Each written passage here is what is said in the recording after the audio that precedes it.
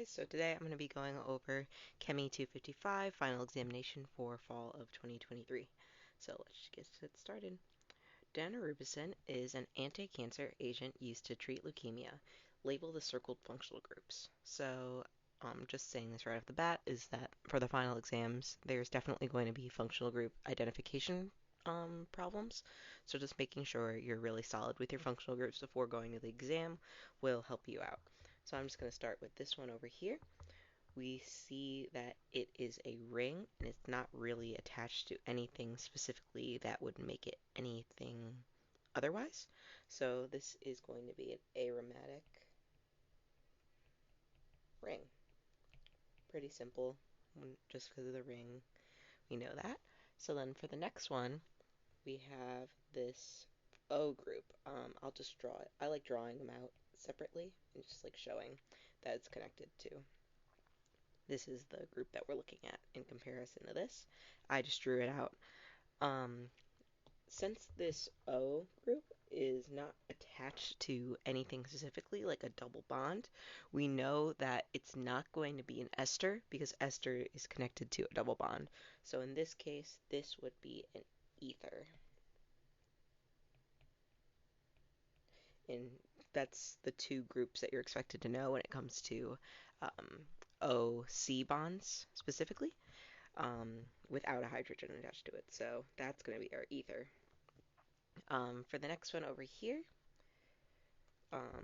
we are going to have a carboxyl group, and the way that I like to memorize these with this structure specifically is that it looks like a key. So, for example, we have our two C's, and then we have an O. It's a key. There's nothing else attached to this center specifically, so we know that this is just a base ketone. So the next thing we have is our NH2 group. So that is going to be an amine. And we know that it's not an amide with a D because it's not attached to a double bond anywhere. It's not one carbon away from a double bond. And then finally, we have our hydroxy group, which is going to be our alcohol.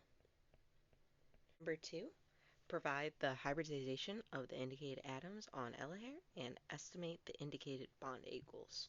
So what I like to do right before this problem is draw out a little chart, and it has to do with SP, SP2, and SP3. Those are usually the common hybridizations that you're going to encounter in this class. So for SP, we know that the bond angle, if it's an SP atom, it's going to be 180 degrees. SP2, we know it's going to be 120 degrees. And then for SP3, it's going to be 109.5 degrees. So that's just something you learn back in Chem 129 or Chem 115, and learning about the orbitals and the angles of each of the hybridizations. So I like to write this out right off the bat just to make sure that I can just easily remember and ensure that I always get that correct angle, because the angle is the hard part to remember for most students. So let's start out with this one over here. We see that we are looking at this carbon specifically. So when it comes to how many groups are attached to this carbon, we have 1, 2, 3. So that means that it is going to be an sp2 hybridization. And then we go to our chart that is over here, and we know that since it's sp2, it has 3 groups connected to it, so that means it's going to be a 120 degree angle. So that takes care of that one. So with this one down here, it's a little bit tricky because most people forget that to draw in their lone pairs. So on this oxygen, it has 2 pairs of lone pairs. And from there, those are considered groups. So in reality, this is going to be an sp3 hybridization with a bond angle of 109.5 And then going from there, let's go to this last one right here. And then again, they did not draw out all the hydrogens, but you do have to remember that there are 2 hydrogens attached to this carbon, which makes it an sp3 hybridization and a 109.5 degree angle.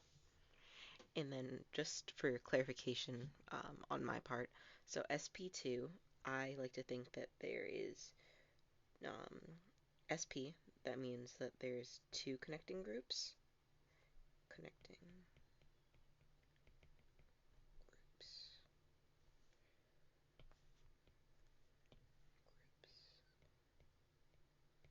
So that's 2 connecting groups, 3 connecting groups, and 4 connecting groups.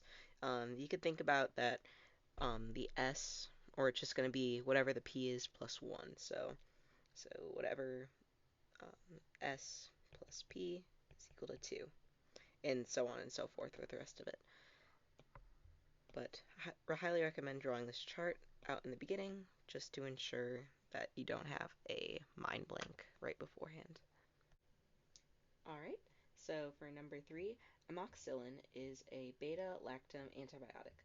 Label the configuration of the indicated carbons of amoxicillin. So first thing that you should really know is what R and S actually means. So we have R, that means right, and then S you can think is left. So if you memorize that R is right, then you'll probably figure out that S is left. So remember that we're labeling with priority. So we have that right, it would be 1, 2, 3. And then for left, it would be 1, 2, 3. And then you can check that by just having the arrow go from 1 to the 3. So you can see it's in that clockwise rotation, and then S is in a counterclockwise rotation. So the best thing to also remember is that this is with respect to the hydrogen being in the back. So let me just draw out another example over here. So we have 3 R groups. And then that means that the hydrogen is being pushed back. And that would be the rotation for that. So if it was R, if it was S, it would go that way, or it would go this way. But if the hydrogen were to be pushed forward, then remember that we're looking at the hydrogen without the priority being in the back. So if you were to get a molecule that had an R rotation, or what seems to be an R rotation, it would actually be an S rotation. So I hope that makes sense. So I'm just going to zoom in a little bit to our molecules so that we're able to look at it better. So we see, let's start with this one on the left here. We have our N. So the first thing we look at is this is our center carbon. So we have our N is here, we have a C here, and we have another C there. So, and then if it also helps, let me draw out that hydrogen that's in the back. And that doesn't really, that the hydrogen is not being counted towards the priorities. The only thing that we're worried about is these 3 groups attached to this one carbon, not the hydrogen. So we have our nitrogen, and the first thing that we note is that our nitrogen is heavier than these 2 carbons that are here. So we know for sure that this is going to be our number one priority. So awesome, we have that part. So now the next thing we have to look at is the molecular weight of these 2 ions.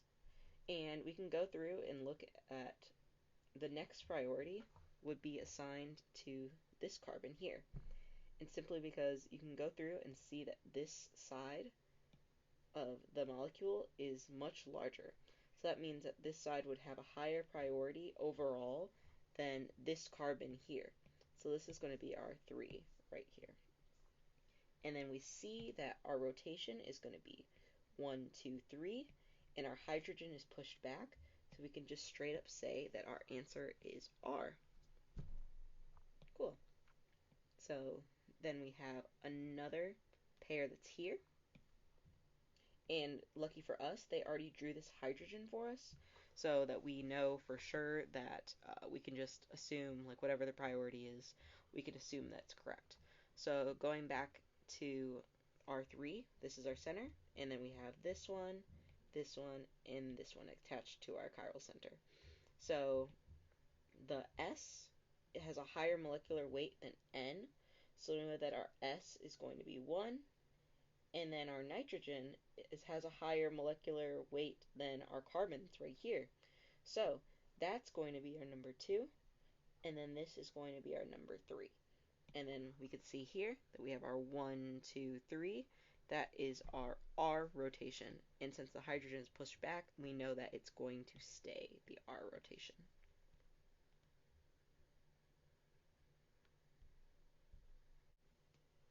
So number 4, amoxicillin has an optical rotation of 248 degrees. What is the optical rotation of the enantiomer of amoxicillin? So the second you see the enantiomer, you should know that this is going to be the opposite rotation. So referring to the model above, you should just know that the stereochem was going to be completely flipped. So since it's an enantiomer, you can just know that opposite rotation. And that's just going to be negative of the x that's given to you, x being the degrees. So since we're given 248 degrees, and we know that's going to be the optical rotation of the enantiomer, that is going to be negative 248 degrees. That one is pretty simple. So number 5, rank the circled groups of amoxicillin in order of increasing acidity, 3 being the least, 1 being the most. So remember, when it comes to acidity, the easier it is to grab, the less acidic it is. So, and then you can also consider a few things like resonance and electronegativity. So that kind of answers the bottom question, so maybe let's answer that first. So indicate the 2 most important factors in determining acid strength in this specific molecule. We could see that electronegativity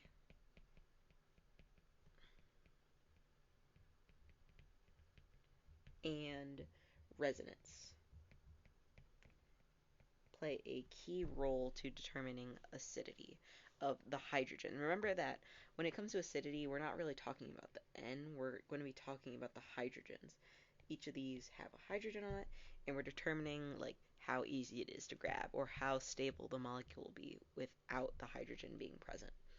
So let's just start with the first one on the top, or let's compare all 3 actually. So we have a nitrogen, we have an NH2 group up here, we have an OH group here, and we have an OH group here. And then we can also note that this OH is attached to a double bonded oxygen, while this OH is just attached to this is actually a phenol. But we can just look at that for starters. So the first thing that you notice is that O is more electronegative than N. So the first thing, or we just know from that, that this molecule, or this circle, this group here, is going to be the least acidic. So let's just label that as 3. And we know that because of the electronegativity and the amount of resonance structures that can be formed with this. It's not really many. So that handles that. So then let's look at these two. Like, what's the difference between this um, phenol and then this carboxylic acid? Well, we could see that if we were to take the hydrogen away from both of these, this would be O minus, or let's just do this over here. So we'd have O minus, and we would have our ring. So let me redraw that.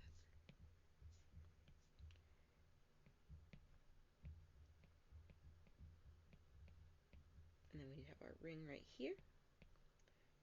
And then over here, we would have our, just going to draw out the carboxylic acid, and we'd have that here. So this one over here is stabilized through resonance because either of these oxygens could be negative. So since this is stabilized by resonance, we know that this one is going to be the most acidic, While this one, it is still pretty acidic, but it's not really as stabilized as it is because we have this carbonyl group right here that is able to form that resonance structure.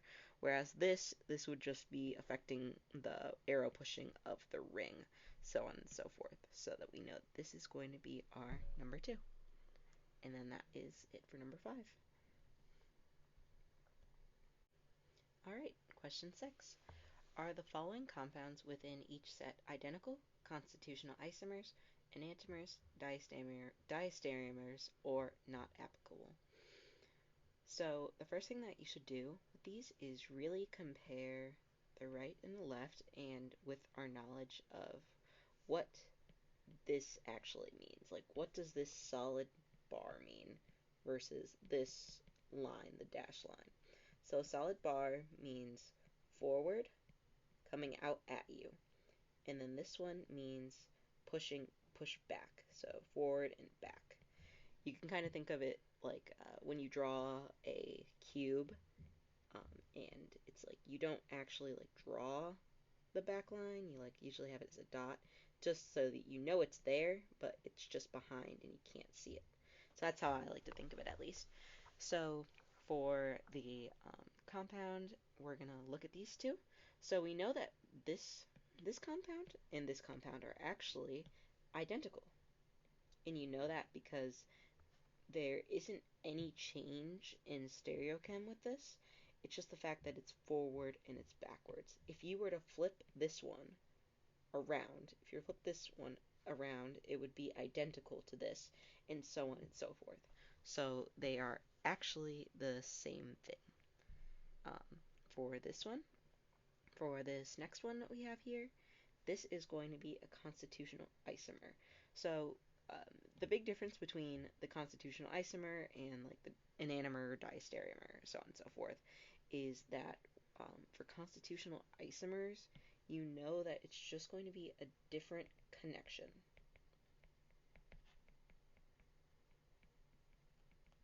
So we have like a different connection when it comes to these carbon bonds. So we have 1, 2, 3, 4, 1, 2, 3, 4. So yes, we have the same amount of carbons, but the attachments of the carbon is different. So we have our C, C, C, and then we have a double bond C, and then we have the C, C, double bond C, C. So these are in different places, and they're not identical, and they're not enantiomers because there's no change in stereochem. These are just two completely different molecules. And then for the final one, this one's a little bit more involved in comparison to the other ones. This one is going to be a diastereomer. Now, I can explain why, because when you see that these chair flip rotations, they're not in the same orientation. One chair flip is up, and then one chair flip is down. So what I like to do is redraw them. So this one is going to be our up chair. And then this one, I'm going to transform this one into an up chair. So we can look at it like side by side what the stereochem of the chair is. So we have this one here, and this one, let's see, this is identical to this because we're flipping this chair up. So like you're flipping the chair up and you're flipping that part down. So you can think of that as this part is up. So that means that this one is also going to be going up, but it's going to be in an axial position. So we have this here, and then we have our second carbon right here, and which is going to be this one, and we also have that one going up. So in this case, it would be like this. And we can see here that we have one going up, and then we have a differential in stereochems right here. We have one going up, or one going down, sorry, and one going up. So we know that that is a distereomer, because remember, distereomers is when there is a one difference, or there's some difference in stereochem, but not all. If these were both up, or if they were both switched, so like if this is up and then this was down, that would be an enantiomer, because we're completely flipping it and making it in a mirror image. So hopefully Let's go on to number 7. Complete the following acid-base reaction using the arrow pushing convention to depict the flow of electrons. Include all non-bonding electrons and formal charges. Indicate whether the reaction equilibrium lies to the right or to the left. Okay, awesome. So the first thing that I'm going to do here is do the non-bonding electrons. Easy points to make sure that you get. I'm just going to put 1, 2. Let's use the bigger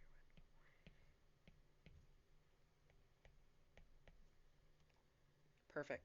So we have those those electrons all drawn in. So let's identify which one is going to be our base and which one is going to be our acid. So when looking at the O and the S, we see that there's actually going to be the S is more electronegative than the O. So in this case, our S is going to be our acid, and our O is going to be our base. And then we can remember here, let's just state like what an acid does and what a base does. So an acid is a hydrogen donor,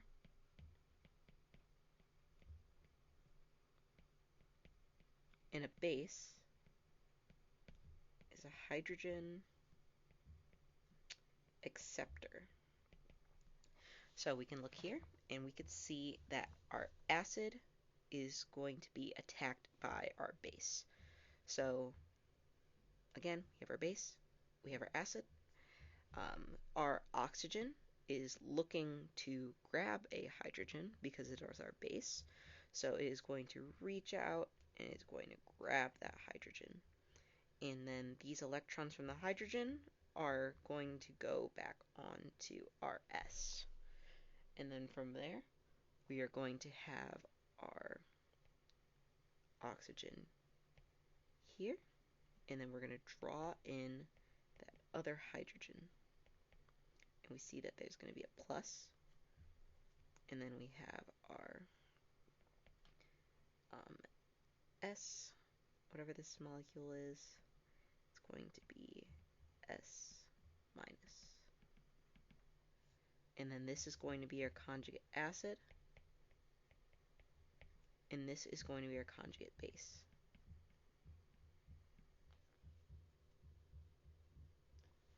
Okay, and then we can look here at our pKa's. We have a pKa of 1618 for our acid here. And then remember, we're comparing our acid and our conjugate acid. We are not comparing our conjugate base and our base. We are only considering the acidity of our acids. And then here we have a pKa of -2.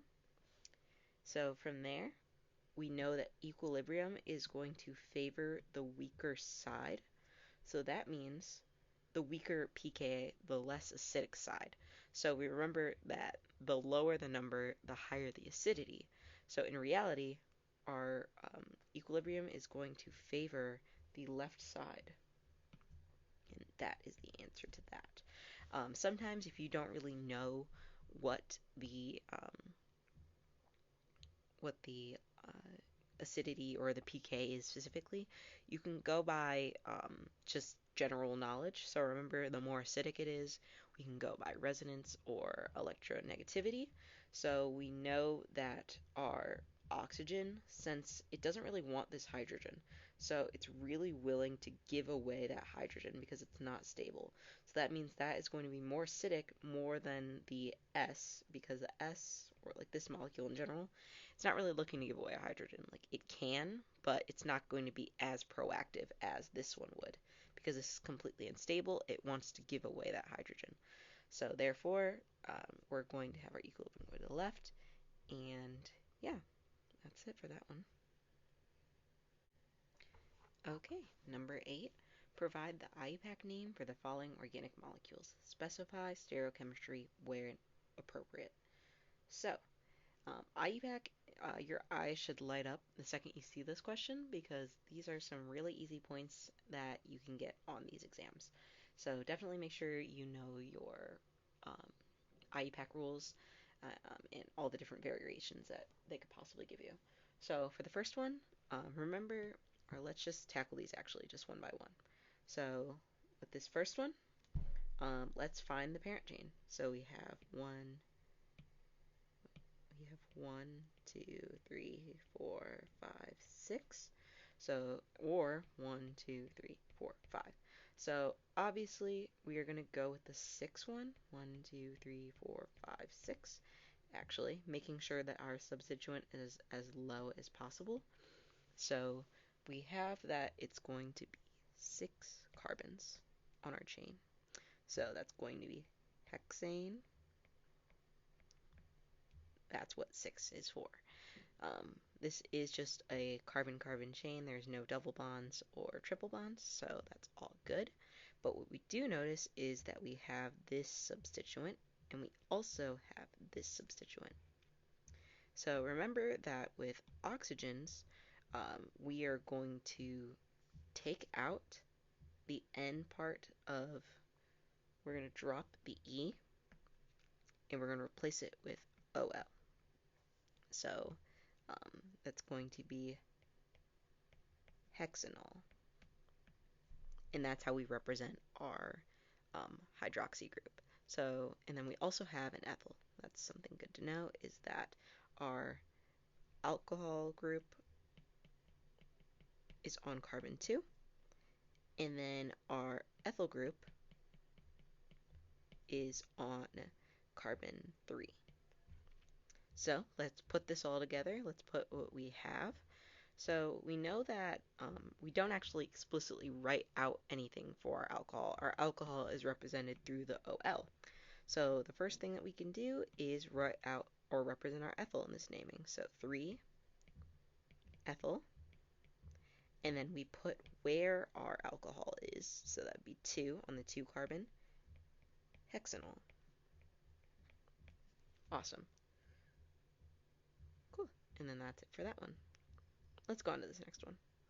So we are able to see our parent chain pretty easily. It's going to be 1, 2, 3, 4, 5, 6, 7. So that's going to be heptane.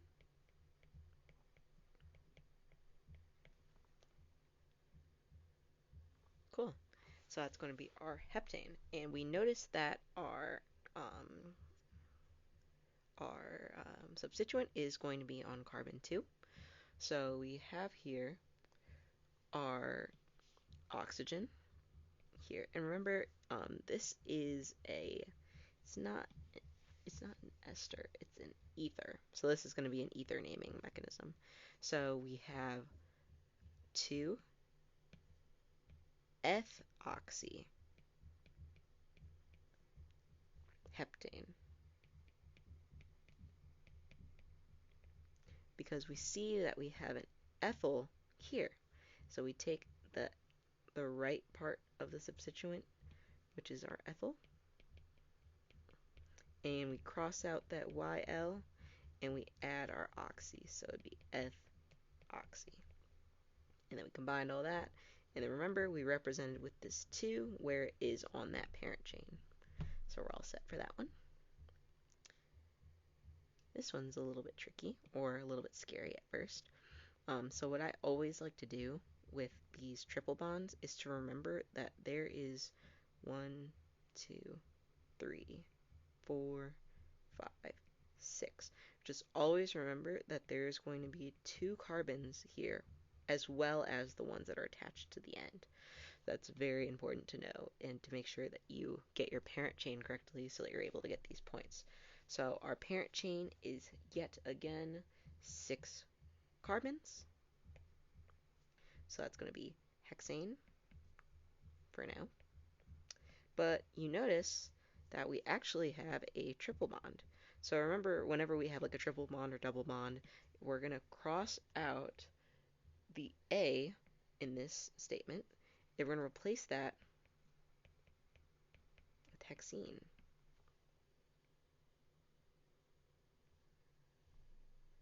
hexene. Yeah, that's right. Hexene. So we have our hexene that's right there. And you can also notice that in respect to this molecule, we want this to be the lowest priority possible. So it's just going to be 2-hexene. So that is going to be that part. And then we also notice these two fun substituents, and those are methyls. And those are, we have a methyl on the we have a methyl on the 4 group, and then we have a methyl on the 5 group. So let's combine these all together.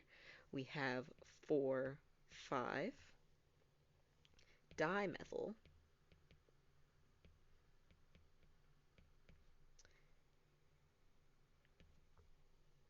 2-hexine. And we just combined it all together. Methyl 2-hexine. So that is it for that one. Provide the structures, and then, oh, sorry. Number 9, provide the structures of the following organic molecules using line angle formula given their IUPAC names.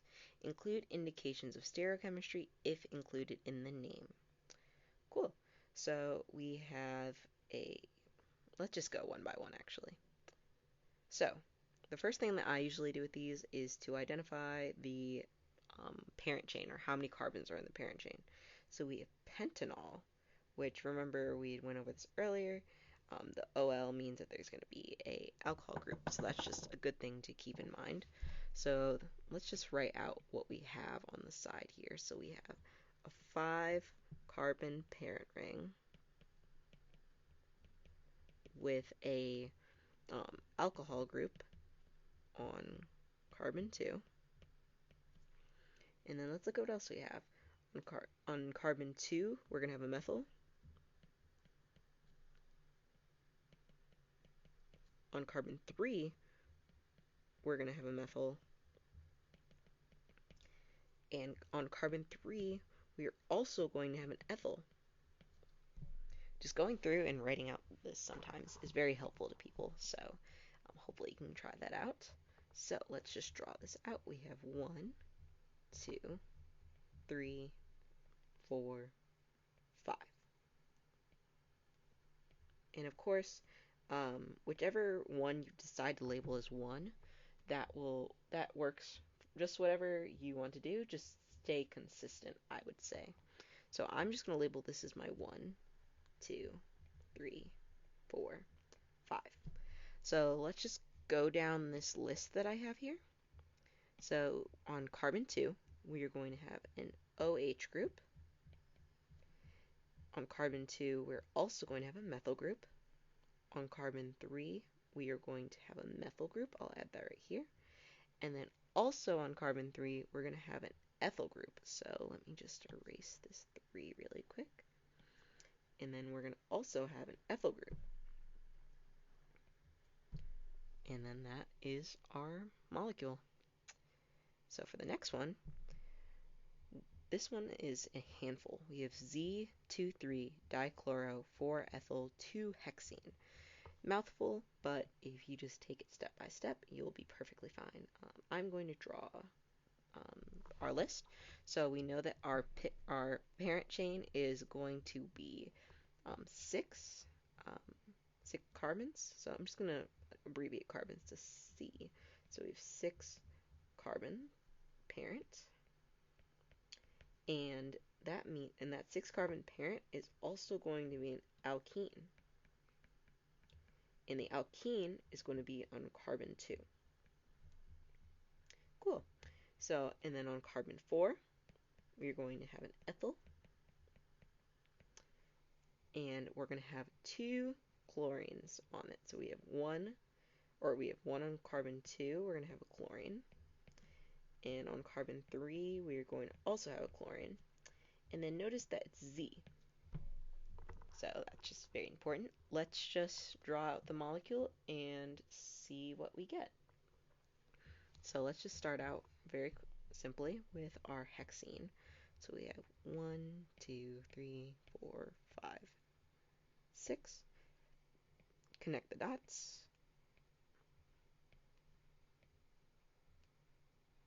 Cool. I was making sure. And then on our second carbon, we are going to have a alkene. So remember that when you label it, 1, 2, when you label it, you go from 2 to 3. Like you don't, it would not be this because that would be carbon 1. So you'd be labeling it like that. So that is where our alkene is. 2, 3, 4, 5, 6. So then for carbon 4, we're going to have an ethyl group. Let's draw that ethyl group like that up. And then on carbon 2, we are going to have a chlorine, and on carbon 3, we're going to have a chlorine. So when it comes to this, let's slow down a little bit because we know that we have Z. So that means that the priorities are going to have to be on the same side. So like whichever one we have, we're just going to want our chlorines to be on, or whatever our priority is. So as of right now, the way that I actually drew it, like if I were to draw in, let's actually just draw it in for fun. So we have our Cl here, and we have our Cl here. We can see that if we were to do the priority, Z, or this is the priority, and then this is the priority. And that is going to be incorrect. Yes, that is going to be incorrect because we want our priorities to be on the same side, but they are not, because in this case it would be this priority and this is the priority. Because remember, we're just comparing the first part of the molecule, so we have this and then we also have this, but this takes priority over this. So in reality, let me redraw this so that our Cl is on the same side. Or I guess let's keep the Cl here. We're just going to move our carbon 1 up here. We're going to make sure that our Cl's are on the same side. Oops. Going a little bit backwards here. And then we have that our priorities are on the same side, which is exactly what we want. We have, like, between these two, this is going to take priority. Between these two, this is going to take priority. And that's that for that one. So then this one, this last one, it's a big mouthful, but if you do the method that we've been doing for the last few, you're going to be perfectly fine. So we have octene here, so that means that there's going to be 8 carbons, and there's going to be a triple bond on carbon 4, and we see that we have tetraethyl. So basically, there's going to be 2 ethyls on 3,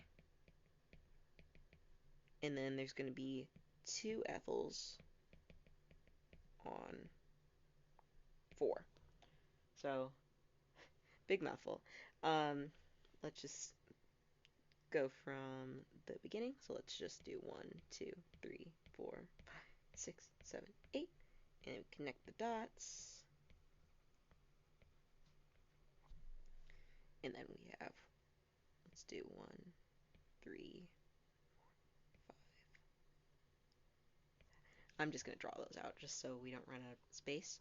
So we see that we have ethyls on, or we have our triple bond on carbon 4. So actually I will draw that out. So we have our triple bond here. And then we have our tetra, or we have 2 of our ethyls on carbon 3. So we can draw that out there. And then we have another 2 ethyls on carbon 6. I just realized I misspoke earlier. It is going to be on carbon 6. That's my apologies. So then 4, 5, 6, and then we have our 2 ethyls there. And that is it. when going through IUPAC problems, especially with the naming, if you draw like this list to the side and you really just like dissect what they're telling you, you're most likely going to be able to get those points. So, highly recommend.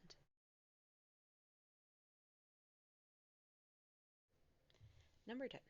For each reaction, draw the major product including stereochemistry where appropriate. Include all stereoisomers. Okay, so let's just start from the top and go down. So this first one is BH3 H2O2 NaOH, and this is our starting material right here. So I'm going to do the mechanism. You do not have to do the mechanism, but I'm just going to do it for the sake of showing what the product is going to be. So for BH3, we have, so some notes to make is that this is going to be a step addition. So it's step 1 and then step 2. So it's like, think about it in a fact that we're dunking it in one thing and then we're dunking it into another thing. So yeah. Um, so let's start with our reaction product 1. We have our reactant BH3, and this is going to be a simultaneous reaction. The H is going to add on to the more substituted side, and then the B is going to add on to the the B is going to be added on to the less substituted side. You can remember this because B is a really big molecule, at least that's how I like to think of it, is that the B is going to have to throw over the H. But the problem is that when it's throwing over the H, it's going to want to stay on the same side, stereochemistry wise. So for the purpose of this step, I'm going to show that the hydrogen is going to be thrown on the same side as the BH2. And you can see that here, they're both in the same stereochemistry, they're both on the same side as well. Because it's just throwing it on the other side, it's still on the same side of the fence. That's how I like to think of it, at least. So then for the next step, you don't necessarily have to know the mechanism for this, but just know that the BH2 is going to be replaced with an OH. And then that is not the only product. There is also the enantiomer, which is going to be this product. Perfect. So let's just write that back up here. We have our OH and RH. I'm going to omit the H when it comes to the drawing of this, just to make it easier to understand. And then we have our H, and then we also have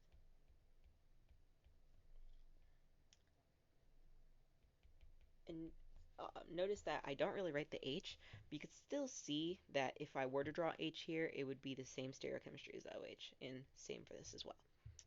Okay, so then for the next one, we have H2SO4 and H2O. Let me go down and draw this as well. So for here, the first thing that you should notice is that this is not in a stepwise. This is just a straight, everything is in solution. So what I like to say is that we know that H2SO4 is an acid, so this is going to be an acidic reaction in acidic conditions. So the first thing that we're going to want to do is have it, we have our water here, and our alkene is going to attack our hydrogen because it wants a hydrogen, and those electrons are going to go back to our oxygen. So then our product here is going to be, or for this step of the mechanism at least, is going to be this. And then from there, we have our water coming back in. Because remember, even though it just says one H2O, this is the solution, so there's a bunch of water molecules that are out there and ready to be a part of the reaction. So this is going to attack our carbocation, and it's going to be this.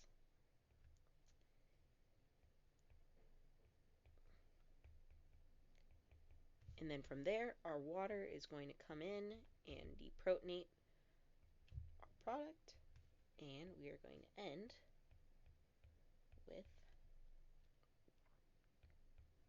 this. And you may be wondering, why isn't there stereochemistry? Because if we were to put stereochemistry as is, it would be the same exact thing. Um, the only thing that would be different is our OH and our methyl. But if you like flip it back and forth, you wouldn't really have any stereochemistry. It's still going to be the same molecule. So just drawing this is sufficient enough for that. So let's do that up here. And then you might also be wondering, why did why did it grab the hydrogen at this specific point of the molecule? It's attacking this one because this is a Markovnikov addition. This is not anti-Markovnikov. If it was anti-Markovnikov, then we would have it be the OH would add over here. But since we have our H2O and H2SO4, you should just know that that is Markovnikov addition. Cool. So this next one, you don't necessarily have to draw a mechanism for it. So I like to know with our oxidation and reduction reactions, OSO4, I always think of this as a boat. And remember, oxidation, that means that we're going to add two oxygens to this molecule. So let's just draw out the molecule.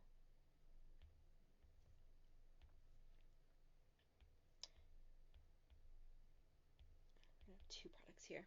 So what you're going to notice is that we're going to have our OHs both being on the same side, which is why I like to call it a boat, because it's going to both be on the same side. The boat uh, the boat needs to be facing the same way. And then also, do not forget that we have our little methyl group here. So that is going to have to be the opposite stereochemistry of what the OHs are. Because remember, one has to be front and one has to be back. So that is our answer for that one. This next one is another reaction, or at least drawing out the reaction would be best on showing how this how the product is. So we have our, I already pre-drew it down here. We have our HgOAC2, H2O. Don't ask me what that specifically is. I just know that the reaction, this is how it takes place. And then again, notice we have our 1 and 2. So that means that these are two steps. They aren't like going to happen concurrently. One will happen and then the other one will happen.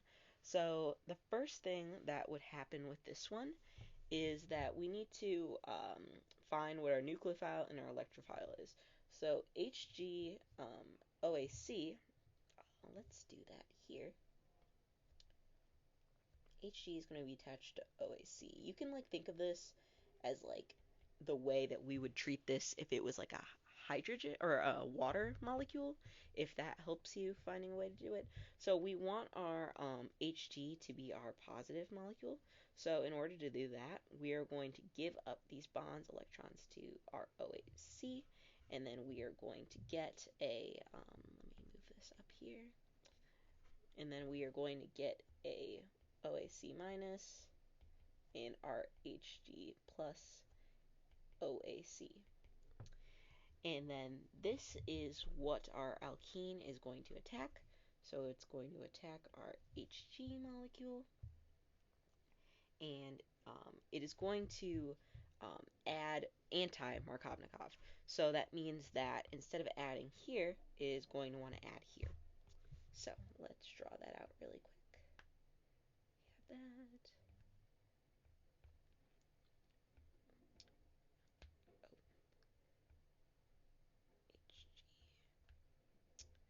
OAC, and this is going to have, oh, this is not going to have a positive charge because that was positive, so now this is going to sufficiently keep that going.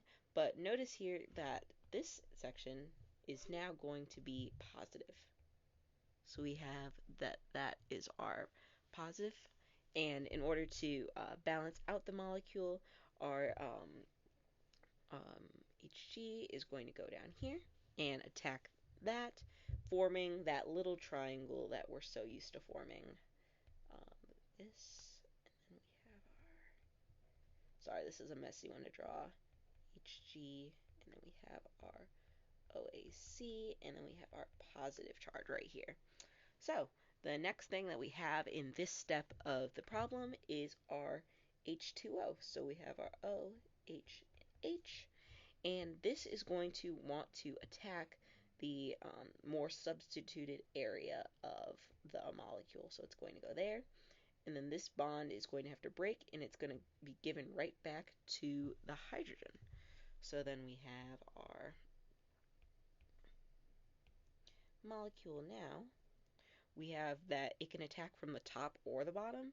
So for this case, I'm just going to do that it attacks from the bottom, and we're going to have O, H, H plus, and then we're going to have our Hg, OAC here, and then our water is going to come in and deprotonate our water, and then we're going to get this funny looking thing here.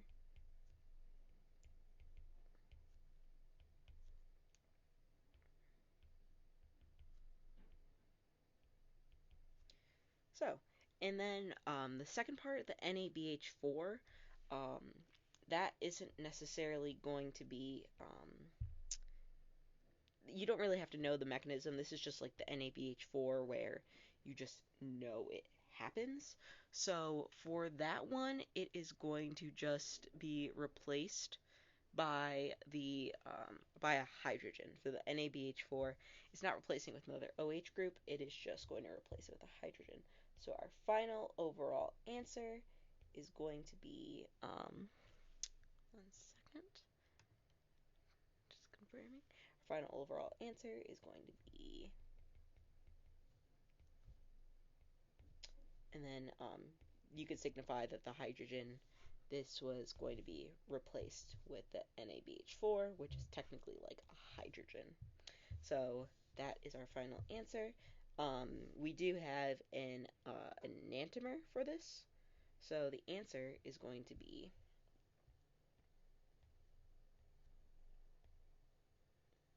oops, I messed up.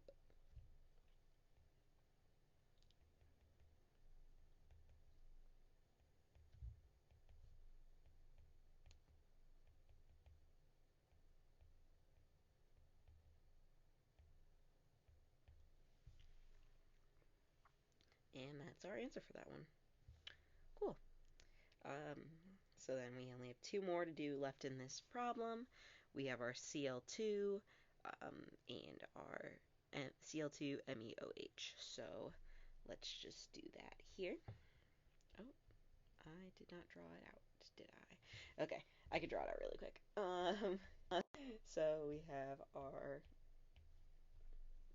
gonna be like this, and then let's do the Cl2 one first. So we have our Cl and our Cl. We are, our alkene is going to attack our Cl here, and it's going to remove that bond there, and the electrons are going to be put back onto the atom. So from that one, we are going to get that Cl, and then we have our Cl minus. There's going to be a plus charge here, just because since that bond is broken, we're missing a hydrogen, or so that makes it a positive charge.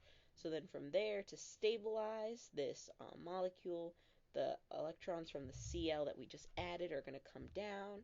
It's going to form that triangle pyramid thing, at least that's what I like to call it, plus, and then from there we are going to have our other Cl minus attack from the bottom. It's going to attack the more substituted side um, of the molecule, so it's going to attack right here.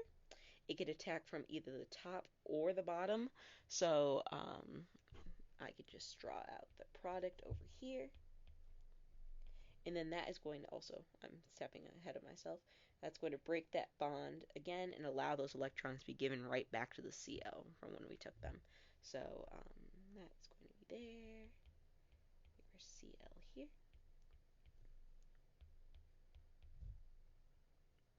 Cl from the top and the Cl at the bottom. And then notice how this Cl doesn't have any stereochemistry, and you might be wondering, like, why not?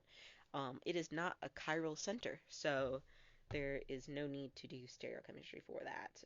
If it was a chiral center, yes, you would need to, and the Cl's would have to be on separate sides, just because they're such big molecules. So let me write that answer up here really quick. Let's do Cl.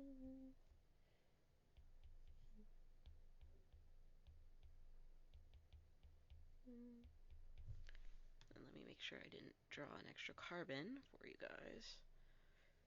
I did not. Cool. So then, final one, we have our ClMeOH. So I'm just going to erase this, and I'm just going to add the MEOH to this reaction.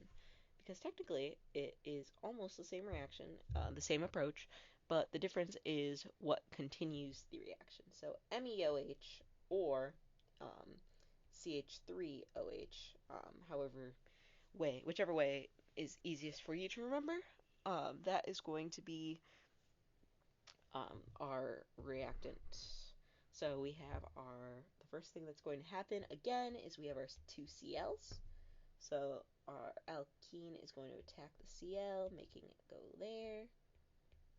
And then we have our Cl being added anti-Markovnikov again. And then we have it attacking this center. And Cl plus here. But the difference for this one is that now we have our MEOH as our base. So that is going to be a better acting base than Cl minus. So we have our MEOH, or let me draw it like this. Let's do CH3, and then we have our OH here. You could have that attack our more substituted area. Remember, is more stable. We want a strong carbon cation, whichever one would be stronger, and this is going to be because it has a more substituted area. So then these electrons are going to be pushed back onto the Cl, and we are going to get our... Oh, and then just a note that our OH can attack from the top or the bottom, but for this case, I'm just going to have it attack from the top. So we have that our OH, CH3, and then we have our Cl here. And then we can have our CH3OH come in and deprotonate that hydrogen, pushing the electrons back onto the oxygen. So now we have that our final product is going to be OCH3. And then we have our methyl that's over here. And then let me draw that up here with the enantiomer. This our OCH3 Cl plus our enantiomer, so that's going to be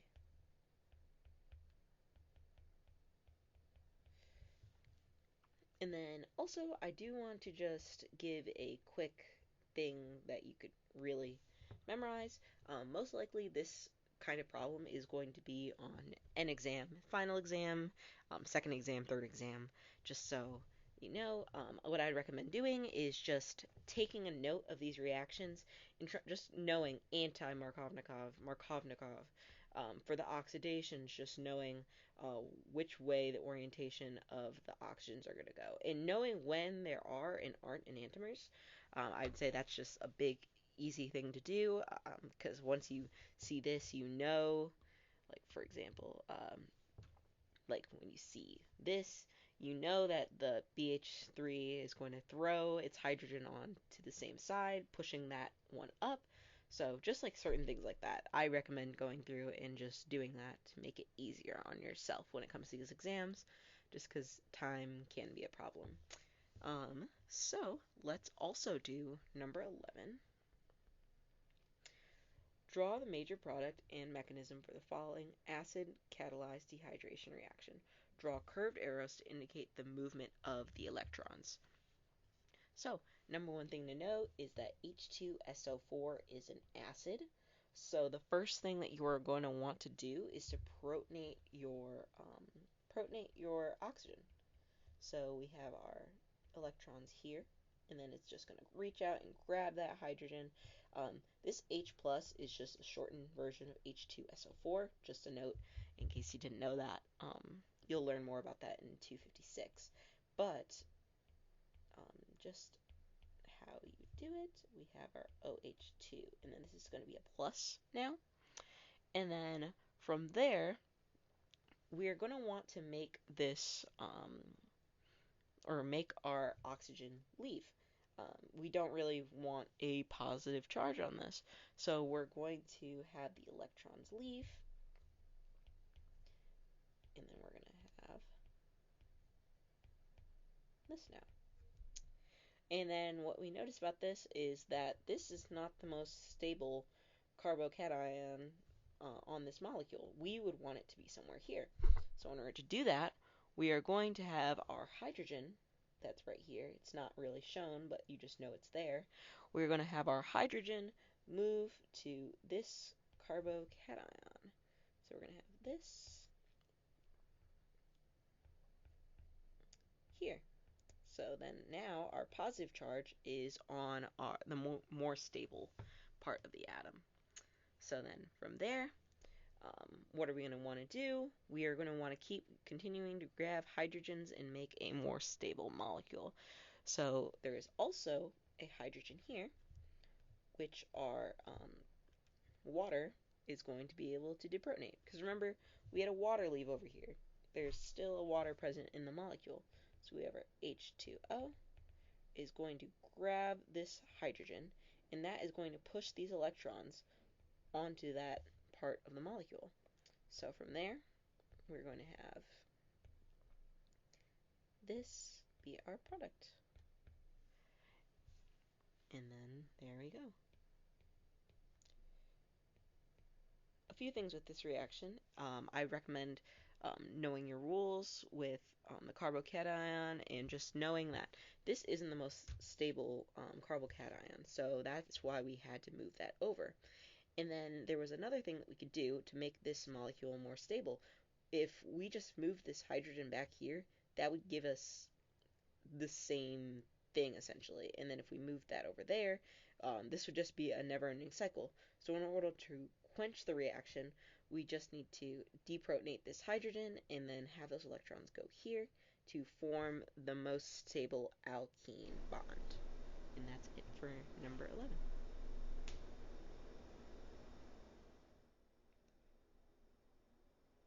Number 12. Give the reagents that will bring about the drawn transformations. So let's start with this reaction here. We do know that it says using the reaction menu, but given circumstances, it's better if you just know when looking at the product and the reactants and figuring out what the reagent is. So I'm going to be going through as if we don't have a reaction key. Just wanted to set that straight first. So what I like to do before going through these problems is just figuring out like what exactly is happening. So we see that this part is going to be staying the same. Let me use this part is going to be staying the same because it's right here. And we see that the real big difference is that it's going to be tautomerized. And going from what we know is that it can be tautomerized from here or from here.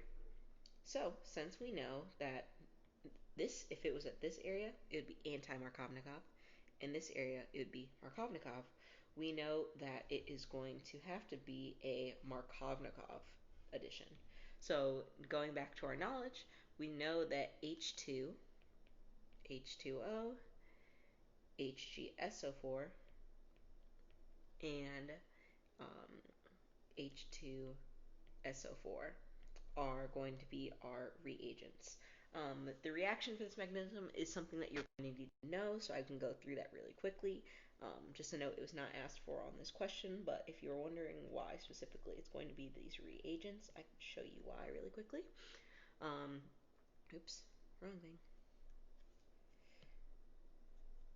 So we have here that we're starting out with our reacted product. And then from there, what we're going to do is we're going to have this be our electrophile. This is going to be our electrophile. And we're going to be reaching out to the Hg2+. And the reason why I'm just able to do this is because there's not really steps. This is just like one big solution. So you can really take any of the reagents specifically at a time and go through it. So we're going to grab that. And then from there, we're going to get that our reaction is reduced to plus right here, and then all this on this left side is staying the same. So then from there, our water is going to attack. Our water is going to attack here, and then we're going to get our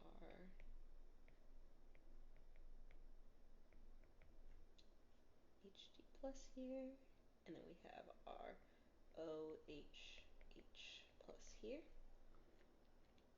Perfect. And then our water is going to come again and deprotonate it. So we're going to, oops, forgot this up here. Our water is going to come and deprotonate our molecule. So now we're going to be left with Hg plus this, OH, and then we have this right here. So then from here, we just know that the Hg switches to an H. I wouldn't really think too hard about it. Just know that we aren't going to have an mercury in our final product. So you can just say that you can do a bunch of things. Like you can just say that it grabs it from the water. You could say that it just magically replaces it. Either way is fine. So then you're going to get that our molecule here is going to be OH, H here, then we have this, and then it's going to tautomerize, so we're going to remove the hydrogen, and then it's going to push our, oh, yep, we're going to remove our hydrogen from here. It's going to be grabbed by our oxygen over here, and then we're going to get our final product of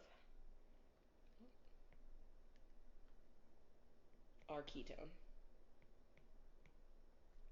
So that is it for this top one up here. For our left one, you're going to notice that this is being reduced. So remember, for these, you don't necessarily need to know the reaction, which is really nice, and you're just going to have to get it reduced. So we're going from an alkene to an alkyne to an alkene, and from there, you're just going to, there's two possibilities that we've learned about this. So we have our H2 Lindlers, and that's a catalyst, or we have our NaNH3. So you could use either or, and that reduces it. So those are the reduction reagents that we know. Awesome. So that's good for number 12.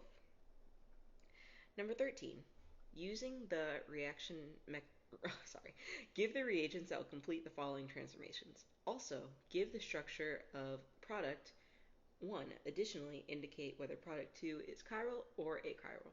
So, first thing I like to say to do is just take a step back and figure out which is the best way to do. So, obviously, we can't really start here, or I mean, kind of can, but it's a little bit harder to. So, just take the easy things first. So, you notice that OMS, that is a easy leaving group. So that means that somehow we're having this leave, and instead we're forming a double bond. So we know that that is going to be an elimination reaction. Which elimination reaction specifically? It is going to be an E2 reaction. And the reason that we know this is because this part is leaving, and if we wanted this to leave, we could have had it leave from this area or this area, but we had to choose it from this. So that means that our reagent is going to be big, so it's going to have to grab onto a hydrogen that is readily available. If you notice, we have 3 hydrogens that are available right here. So the reagent that we want to use is tert-butyl, or T. There's a few different ways to draw it, or if you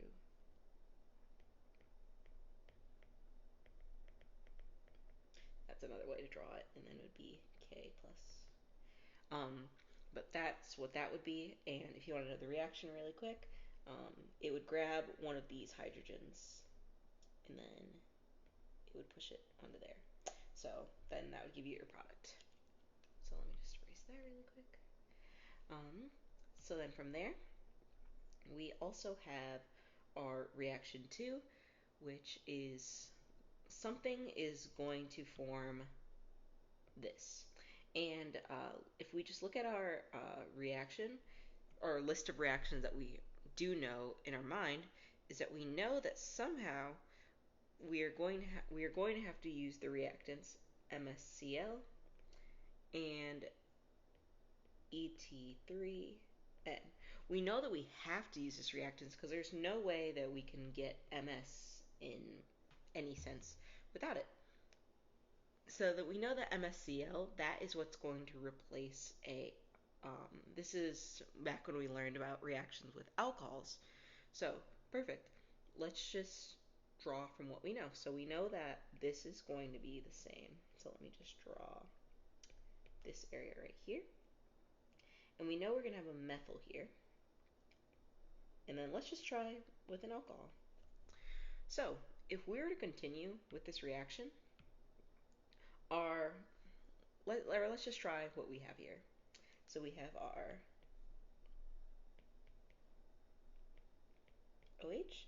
And we know that our MsCl is going to be replaced by this. So MsCl, or O, is our electrophile, or nucleophile. It's going to be attacking our electrophile, MsCl.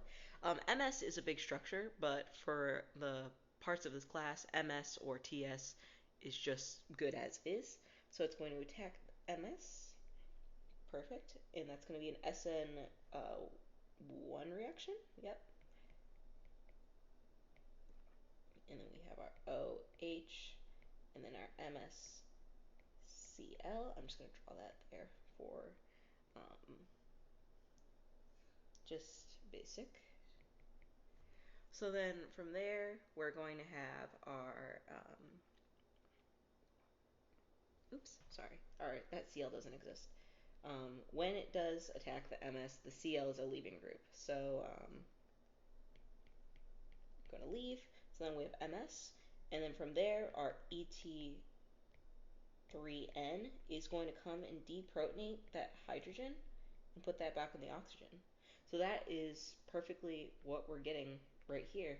And then if you notice with the way that it attacks, we're going to get this stereochemistry just due to how big the MsCl is. So that works out well for us.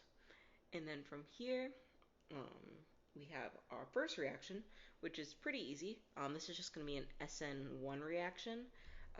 And let's just use water. So let me do what I've been doing with the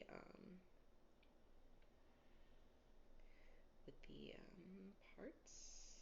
Let's see. So we have our first starting molecule. That's right here. And then we're going to have our leaving group leave. And then we see that our cation is right there. So we shouldn't really just move the methyl. Look, that would be the same exact thing. If we were to move the methyl, we would have the same exact problem. So we should move our hydrogen instead. So we can have our hydrogen from here, move there, and then our carbocation move there. And then we're going to have the our positive charge on our methyl. And then if you notice here, what's it called?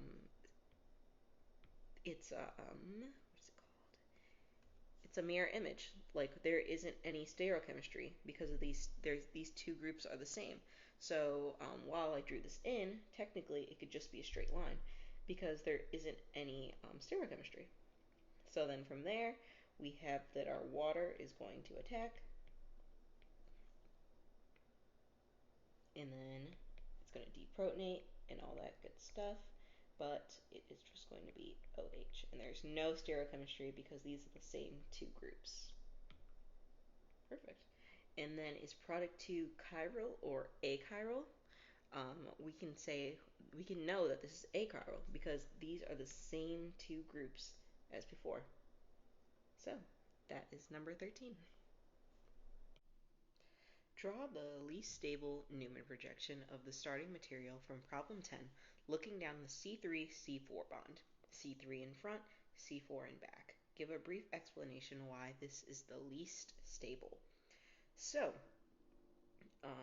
few things to pay attention to is that they're asking for the least stable Newman projection, and that's kind of hard to do right off the bat.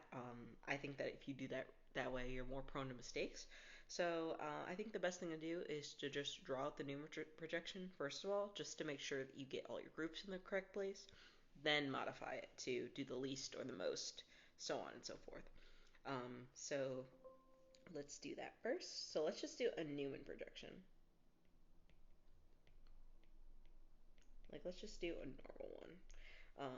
So we're going to start with our circle, and our C3 is in front, so that means that this carbon is in front and this one is in back. So let's do this real quick.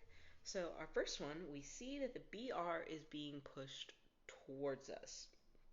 So that means that when we flip this around to look down the C3 bond, this is like what's just faced towards us in this position. But when we flip it towards us, that's actually going to be on the left side of the molecule. So we have our BRs right here. And then we have that our ethyl group is at the bottom. Let me just draw that a little bit more straight. I have an issue drawing things correctly sometimes. So we got that, and then we have this.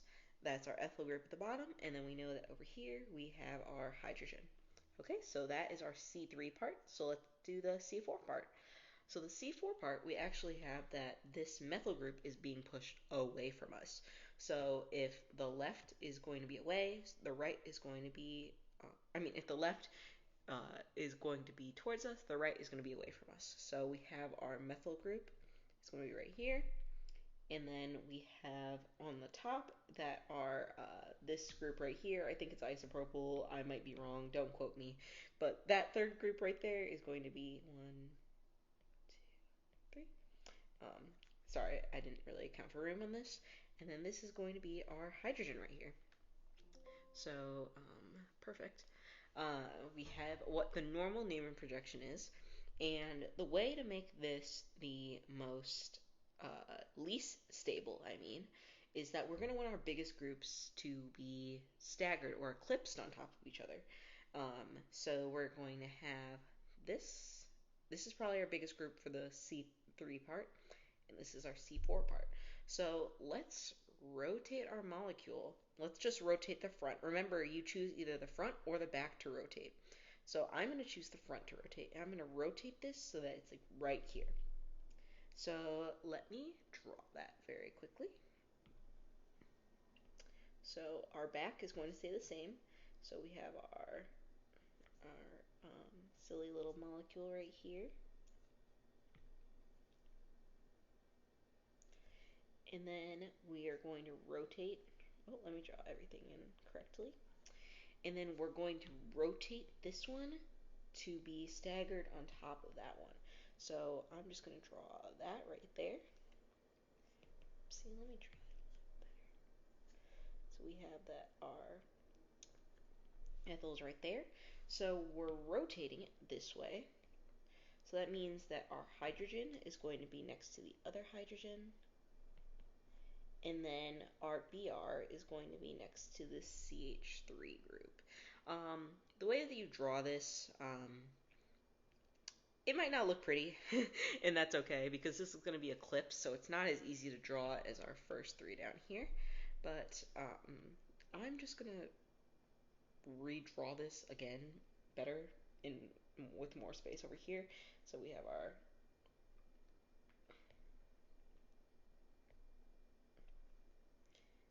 this, and then we have our hydrogen, and then let's stagger it so our methyl is here, our hydrogen is here, and our bromine is here. So ignore this drawing. This is what this answer is going to be. And notice that you may be wondering, like, is it okay that my group is here instead of being here? That's okay. If you decide to rotate the back bonds, that would be okay. If you would set it up differently, that is okay as well. As long as you keep the groups consistent to where they are, you'll be okay. But this is going to be the final answer. And for your explanation, you could say that it is eclipsed, and it has the largest groups eclipsed on each other. So when they're eclipsed like that, it's like the steric interactions. It's like, yeah, essentially the steric interactions when these groups are right next to each other. Oops, can I go back? When the groups are right next to each other, they have a high amount of energy, which makes it the least stable. Like these two would be reacting very heavily since they're such big groups. Okay, so that is number 14. Number 15, using the reaction menu provided, give the letter that stands for the reagents that will complete the following transformation. Also give the structures of the products 1 and 3. So again, sorry, I should have crossed this out.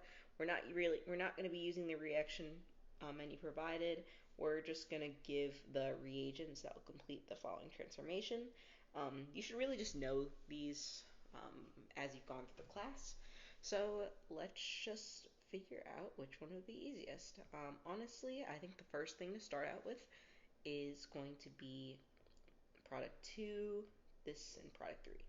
So those three are probably the easiest just because you have the reaction, the reagents, and we're just going to need to do the product, which is really easy. So if your Br2 1 equivalent, so you know that that means that Brs are going to be added once to the alkene. So it's not really that complicated. You're just going to have your molecule and you're adding your two Brs. And notice that it's alkene still, because remember, this is one equivalent. If it was two equivalents, then there would be another Br here and there would be no that. But since it's just one equivalent, that's what we're going to have. And then you can also check here because you notice that in the end we're going to have a Br. So awesome. And then what we're going to notice here is that there's a reduction. So perfect. We're going to reduce it one more time. We know how to do H2PD, we know how to do Lindlar's, and we know how to do NH3, just a few different reducers. So the one that we're going to need to use here is our H2PD for a hydronation.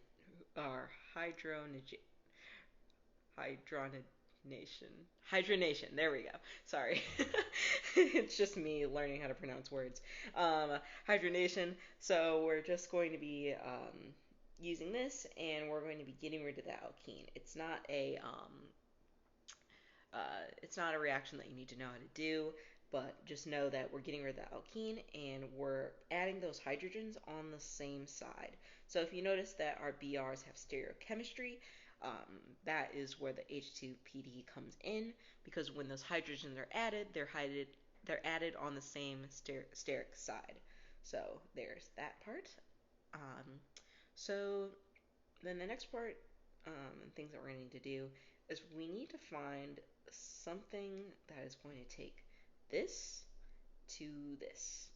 And that might seem like a big jump, but what you do know is that in order to add this part onto this, we're going to need to start with this.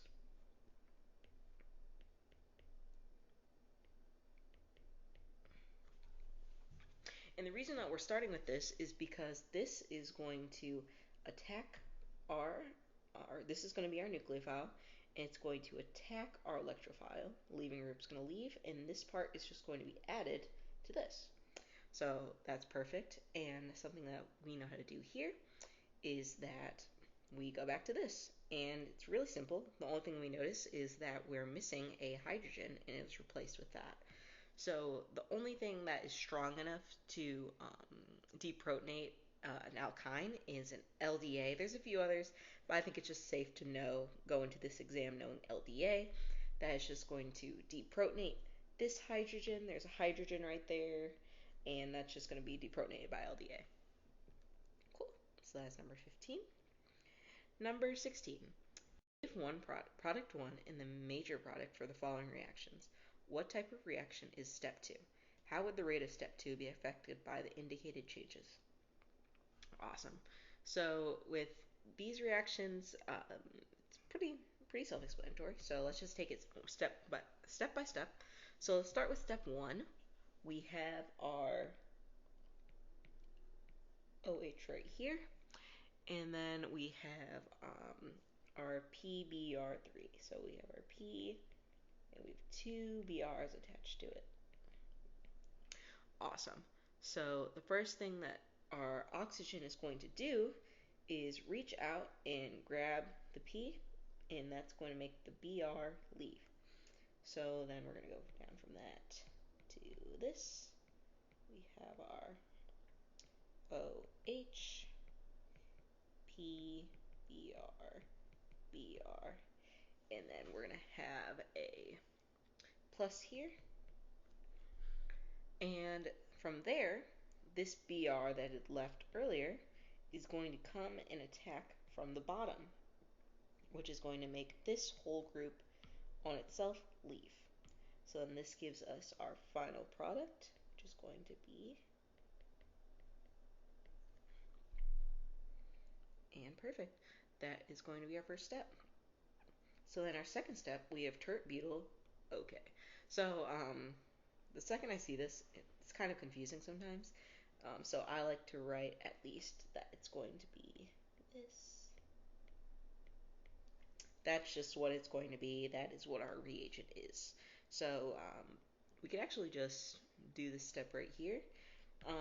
We know that this is going to be an E2 reaction. Whenever I see tert-butyl, I assume it's going to be E2. That's probably the best thing to do, at least for this. And you know that this is a really big reagent.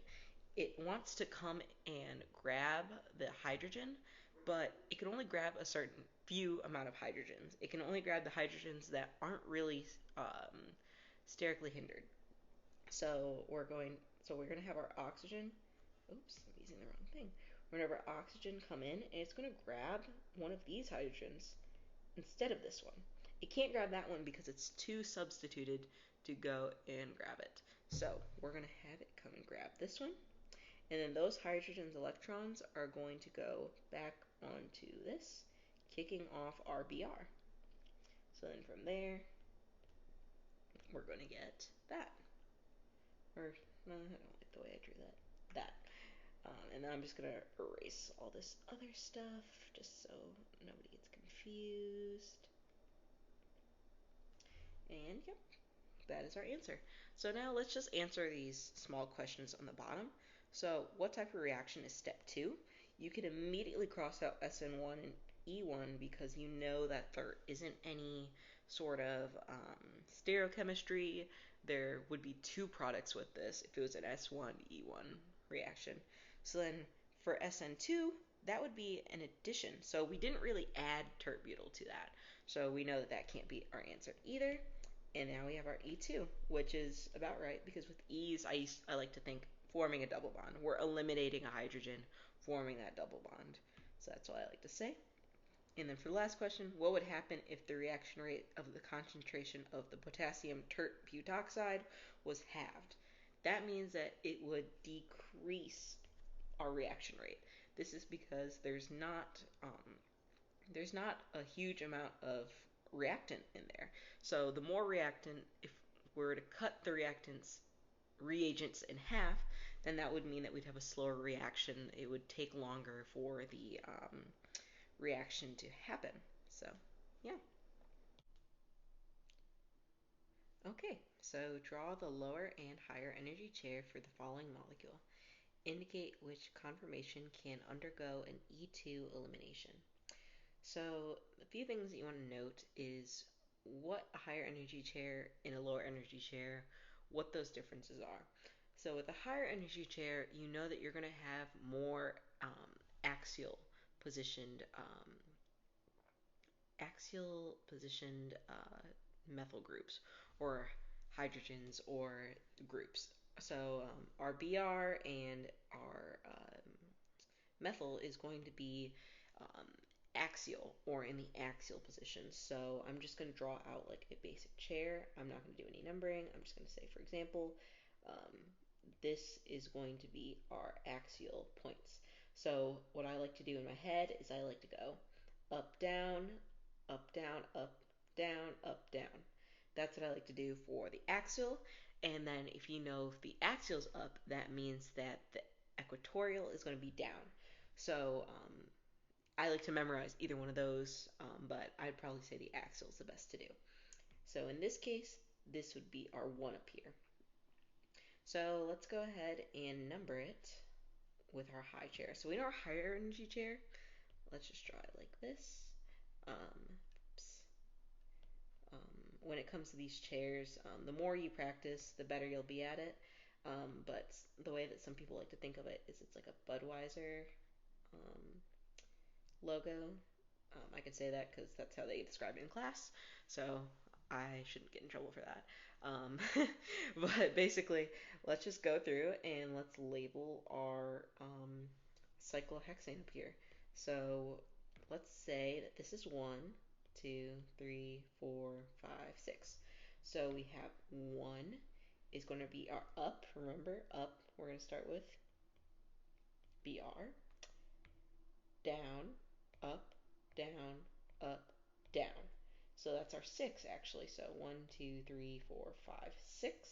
So then that is going to be our down, and that is going to be our methyl group. And you know that also because this means up and then this means down.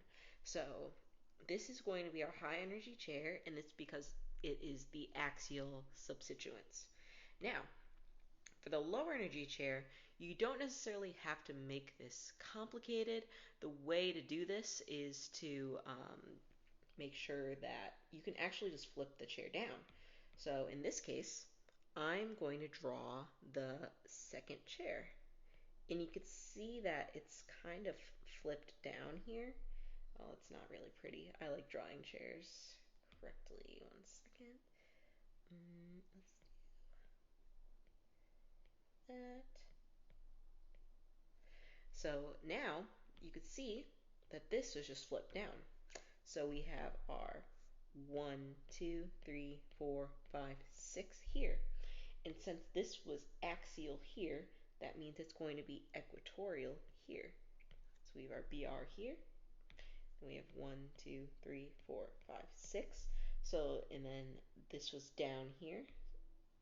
So it's going to be equatorial down here.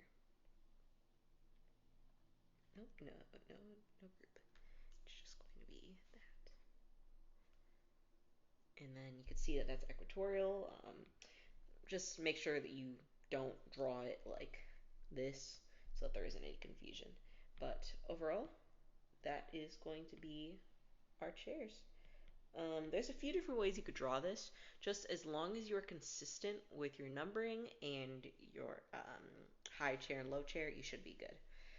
So here, which conformation can undergo an E2 elimination? We have that is going to be our higher energy chair. This is because we are looking for an axial hydrogen to grab from, and there's readily one here in that case. So, yep, that is number 17. For number 18, what are the major products for the following reaction? This one, for the other past ones I've done, I've shown the reactions.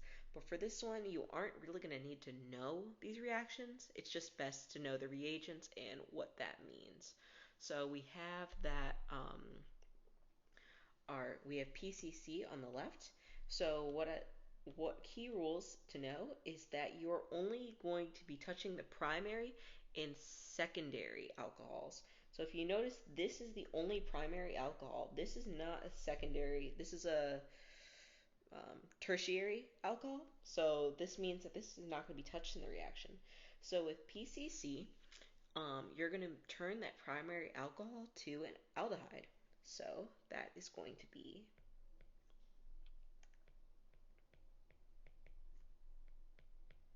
an aldehyde. And then for here, we have an H2CrO4, and that is going to change our primary or secondary alcohol to something else. But in this case, since it's a primary alcohol, we're going to change it to a carboxylic acid. So we're going to change this to a carboxylic acid. So it's going to be OH. We have our perfect. Some ways you can memorize this, I guess, is that you can have O here. So that's going to make it into an, you're going to add that O here. And then for this one, you don't have an O here. So think about that you're moving that O to here. I know that's not the reaction way. I'm just trying to give you guys a way to possibly remember what is going on when you see these reactants. So simple. And then just remember, you can't go over two. So there's only two possibilities. So there's primary or secondary. There's not a tertiary or above. So, yeah. Number 19. Complete the two-step synthesis of R2-ethoxy-3-methylbutane from R3-methylbutane to ol. Give the reagents that will complete the following transformation and provide a structure for product 1. Okay, awesome. So the first thing you're going to notice for this one is that we are just looking for one reactant and one product, basically. So it's not too bad. Something that you're going to want to notice is what our starting material is versus what our final product is. So we see that the only big true difference is what is attached to this oxygen group. So the first thing that comes to mind for me is that it looks like we're going to have to take whatever this product is and have it attack this, making that Br group leave. So how would we make that oxygen attack? We would have to make a strong nucleophile, so they could attack our electrophile, which is right here. So the first thing that I'm going to do is we're going to want to deprotonate the hydrogen on our first product, or first reactant. Yeah. So we're going to take off that hydrogen. So there's two ways that we know how to do this. We can use CH3OH or NaH. Just because these are two strong bases that are strong enough to pull off this hydrogen. So that's where we would get our product, which would be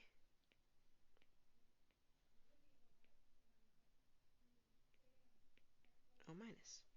So then that is going to be our electrophile, and this is going to attack our nucleophile, or a nucleophile is going to attack our electrophile, so a nucleophile is attacking, making that Br leave, and then that is how we get our final product. So that is the answer for number 19. Number 20. Indicate the reagents or reaction products in the following multi-step synthesis. So for me, whenever I see a group like this, where it's like we don't really have any identifying identifier reactions, if we're just adding a singular Br, it's safe to say that this is going to be an allylic bromination. So the best thing to do with this is to know that that we're going to need Br2 and we're going to need heat. And the reason why we're going to need those two is because of initiation, propagation, termination. So the initiation part is where we're going to take the BRs and the BRs. And our fishhook arrows are going to go onto each of them. So that's step 1. Propagation, that's going to be the second part where the hydrogens and the bromines, it's going to attack the hydrogen. It's going to go back onto there. And then the termination part is just the part where we have our radical right there. We have our other BR from this one up here. And actually, let me just draw this out really quick. I was being lazy.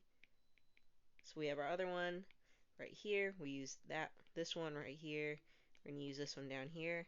And then we're going to terminate the reaction, giving us this product. So awesome. And then the next one, the first thing that comes to mind for me is that this is going to be an E2 reaction. There really isn't anything else that could possibly happen. And since all 3 of these are equivalent, it doesn't really matter which hydrogen the base decides to grab. I'm just going to say that it's this one right here. So it's going to grab this hydrogen that's right here, and then it's going to push those electrons down here, forming a double bond, forming our product. And note that our Br group is leaving, because this one's double bonds formed, where carbon can't have more than 4 connections. So that is what our product is, what it is. And then finally, for MCPBA, there, whenever you see this, just know that wherever this double bond is, we're just going to add an O. So the way that I like to think about it, at least, is that it's going to add an O. It's going to force the stereochemistry to be one way or the other. So think about that. These 2 bonds here, they're reaching up and grabbing this O, and that's going to force these 2 to have stereochemistry, because these 2 groups can't be on the same flat plane, because the O is pushing it up, making this a flat surface, which this is going to be up and this is going to be down. So that is where we get that answer from. And then for the next part, we really only see one difference, is that there's going to be a CN group here. So with this one, we're going to do NaCN. Oops, let me write it a little bit better. NaCN. And this is going to, if we were to draw it out like the reaction, it'd be Cn minus, and this is going to attack this bond, breaking it, and it's going to reach out and grab a hydrogen in the solution, and that is how we get our product. So yeah, that is it for number 19 and 20. Okay, last stretch. Bonus question. Order the molecules below from the lowest boiling point to the highest boiling point. So the first thing that I'd like to notice, or that I usually do with these questions, is to check if they have any sort of oxygen or nitrogen group, or any sort of um, groups attached to it, because these groups are going to have a significantly higher boiling point than these 2. So you can kind of focus on, I go lowest to highest. That's just how I like to think. So the first thing that I am going to do right now is compare these 2 structures. So I see the only difference is that this one is going to be a pretty straight molecule, and then this is going to be a pretty straight molecule, and then this is more branched. And what you're going to know, or something that you should start to memorize, is that it is actually going to be, this is going to be the lowest, while this one is going to be a little bit higher. And the reason why it's a little bit higher, you can think of it in a few different ways. I'm not really a person to think about it in a chemical way, but I like to think that, imagine if you're trying to break something down. If you were to have like a pack of hot dogs, actually, that's how it was explained to me. You have a pack of hot dogs. It's easier to take out the ordered pack of hot dogs. So like, imagine this is on top of like these are all on top of each other. It'd be easier to take out this carbon chain be easier to take out than this one, because imagine trying to take out this singular molecule, because when you're boiling something, it's essentially breaking up the molecule.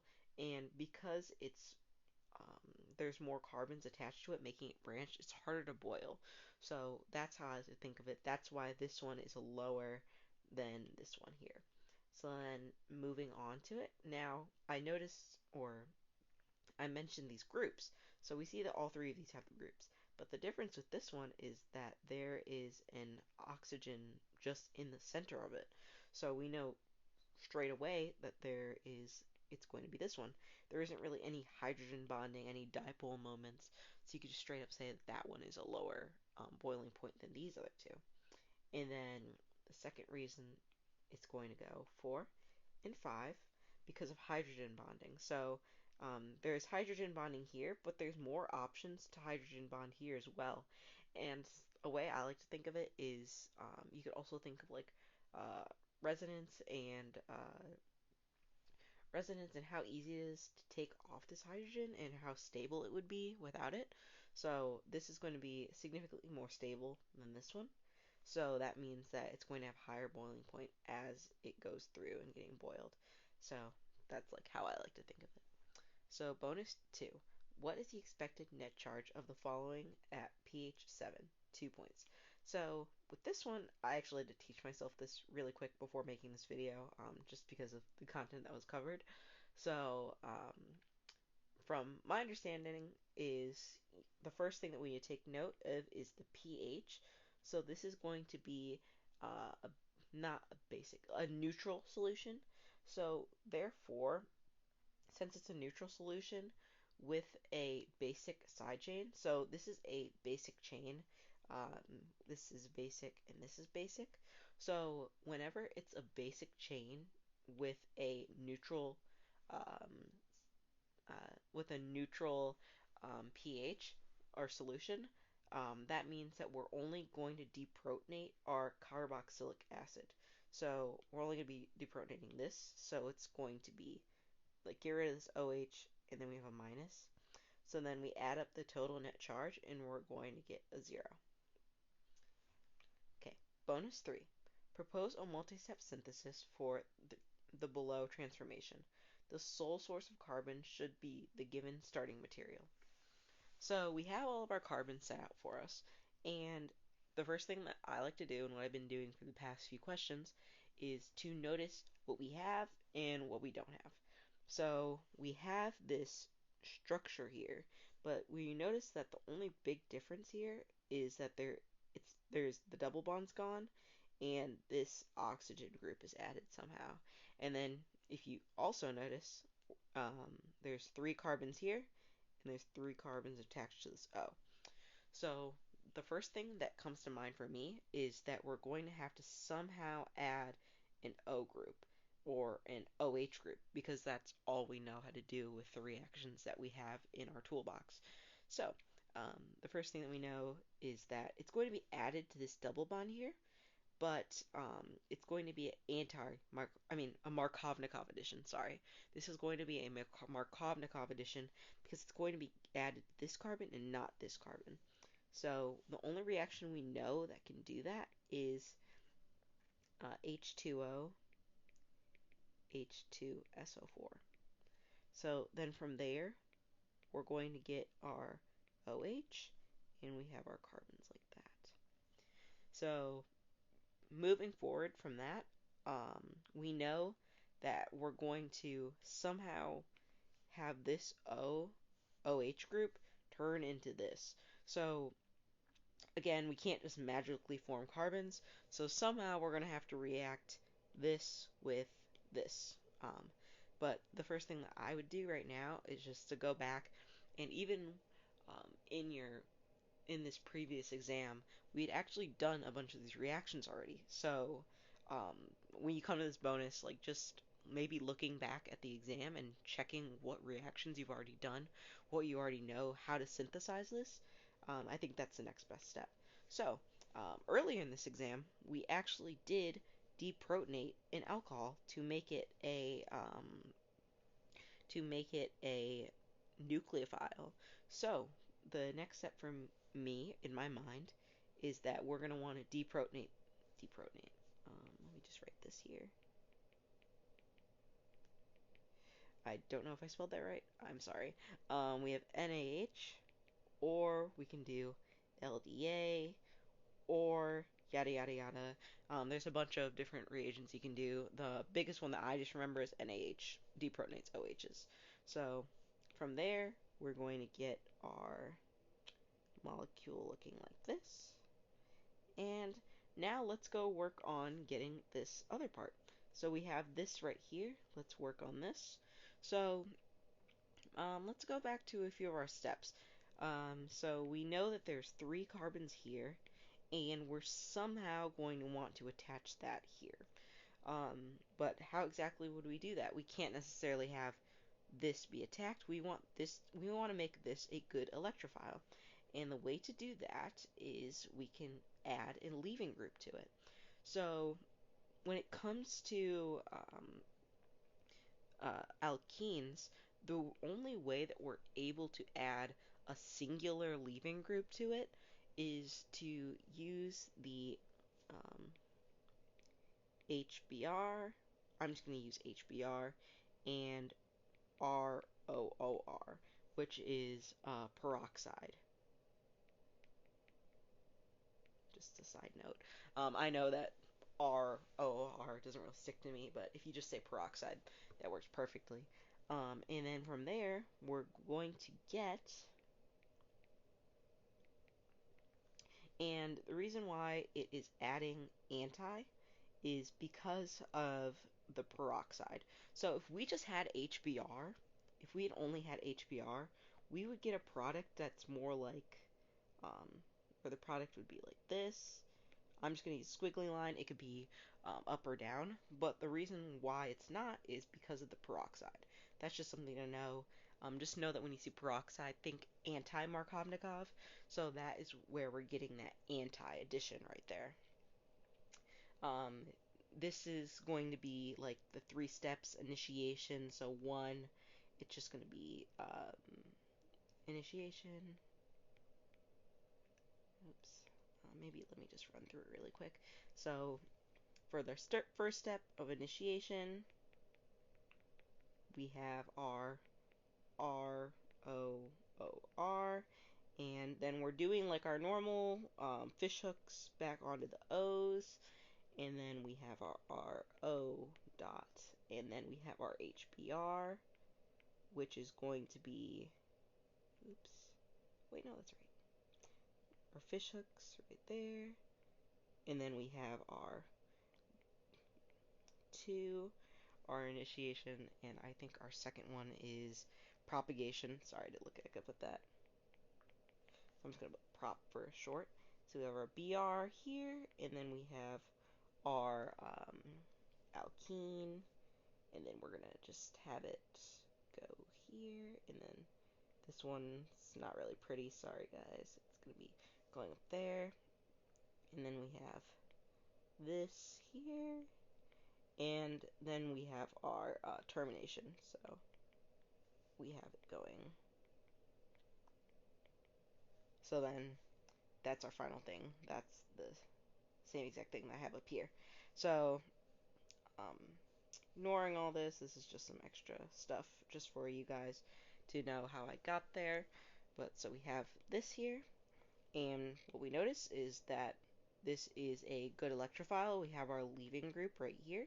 So our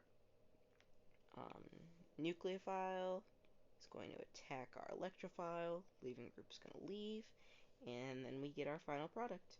So the only thing that you needed for this answer is this part. You don't really need this part right here. As long as you have our HBr peroxide, you can show this. So everything on this side, you just need it. And then the final question, another IUPAC question.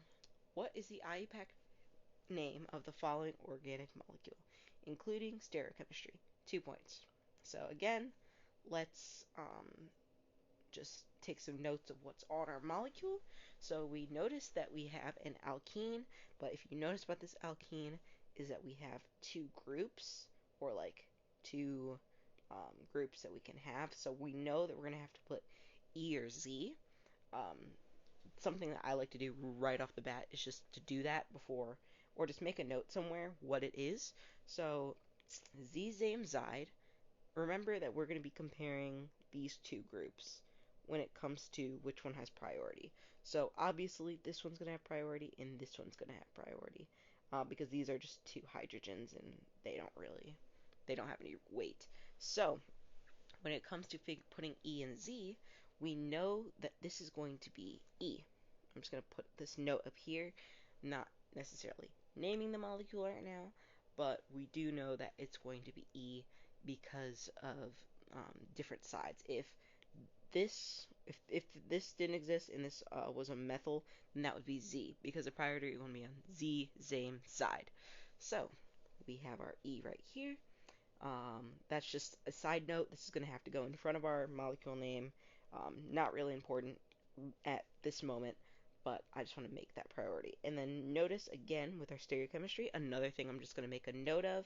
I don't necessarily know when I'm going to have to make note of this, but I should just make that note, is that our alcohol group actually has our alcohol group has stereochemistry. So something that I would do in this situation is to uh, figure out if it's R or S. So this is going to be our chiral center here, and we have, I'm just going to do this right now, and I'm going to have to delete it later, but this is our chiral center right here, and right off the bat, we know that our hydrogen is pushed back, so whatever we end up getting, if it's this way, or if it's this way, or if it's this way, we know that that is going to stay our stereochemistry. So we have our number 1 here.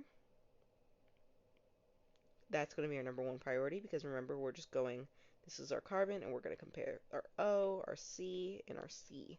So right off the bat, we know that our O is going to be number 1, and then we compared these three.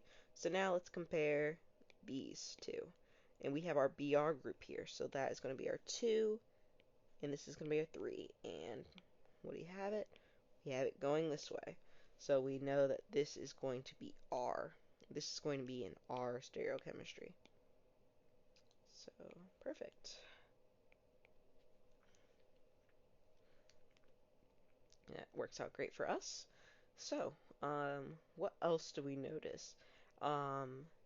How many carbons are in this carbon chain? So we have 1, 2, 3, 4, 5, 6. So we have 6 carbons, and then we have 1 um, bromine. I'm not necessarily going to circle that, but let me highlight these just to say that what we are going to have to name. So this is a lot when it comes to what a priority is, but something that we know is going to have to be our priority is our alcohol. That has the highest priority out of all these groups here, even the bromine, even the alkene. So um, when it comes to naming it, we're naming everything with respect to the alcohol. So that is going to be our main parent technically, but this parent is on a 6 carbon chain with a um, with a 6 carbon chain with stereochemistry. So right off the bat, since we know that our alcohol is our parenting group, we don't necessarily need to do anything specific when it comes to our R and E. So let's just put that right in the front of our molecule, R and E. That's what those two are going to be. So let's just go right down the line. We're going to have to do our our groups that are attached to the on the 6 carbon.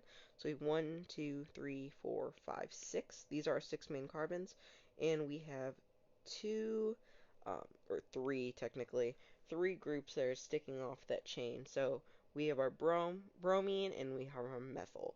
So the thing that we should do first is to name it with respect to our, um, well, again, we're going with respect to our alcohol, but since this is a 6 carbon chain, 4, 5, 6, we're going to want this to be our 3. So we're actually going to name it 1, 2, 3, 4, 5, 6. So now, when we start naming our chain, we're going to start with our bromine and our methyl. So we have 2 bromo,